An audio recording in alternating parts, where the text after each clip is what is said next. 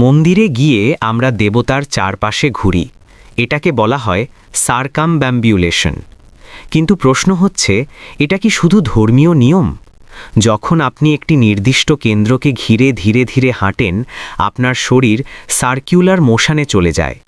এই মোশন আপনার শরীরের ব্যালেন্স সিস্টেম মানে ভেস্টিবিউলার সিস্টেম অ্যাক্টিভেট করে। ফলে আপনার শরীর বেশি স্থির হয় এবং মুভমেন্ট কন্ট্রোল ভালো হয়।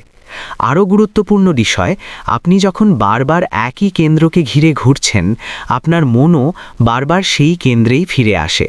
ফলে বাইরের চিন্তা কমে যায় এবং আপনার ফোকাস এক জায়গায় আটকে যায়। এটা অনেকটা ওয়াকিং মেডিটেশনের মতো কাজ করে।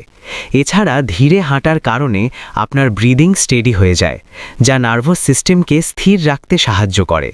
তাহলে প্রশ্ন হচ্ছে, প্রদক্ষিণ কি শুধু একটি রীতি, নাকি এটি ছিল শরীর, মস্তিষ্ক আর মনকে একসাথে কন্ট্রোল করার একটি প্রাচীন পদ্ধতি?